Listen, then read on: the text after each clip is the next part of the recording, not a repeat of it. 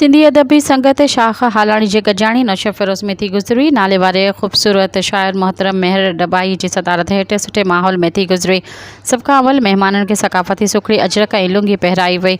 हिन प्रोग्राम में दोस्तनि वॾे अंग में शिरकत करे अदबी ज़ोक़ जो पहिरियों इज़हार कयो। गजाणी में मोहतरम मेहर डबाईअ सां अदबी ऐं क़ौमी सुजाॻी जे मौज़े ते लेक्चर ऐं कचहरी ॾिठल हुई। हिन प्रोग्राम जो ख़ासि महिमान सिंधी अदबी संगत सिंध जो अॻूणो मरकज़ी ख़ज़ानची मोहतरम जब्बार मल्लाह। उन खां सवाइ प्रोफेसर अब्दुल वाहिद मेमण, प्रोफेसर मोहम्मद आरिफ दुनियो, नूरुद्दीन पंवरी ऐं ॿियनि पिणु शिरकत करे गजाणी खे चार चंड लॻाया। जब्बार मल्लाह चयो त जेकॾहिं असां सॼी नियत ऐं गॾियल कोशिशुनि सां कमु कंदासीं त अदब वसीले न सिर्फ़ु पंहिंजे समाज खे बहितर बणाए सघंदासीं पर ईंदड़ नसलुनि लाइ बि रोशन राह हमवार करे सघूं था।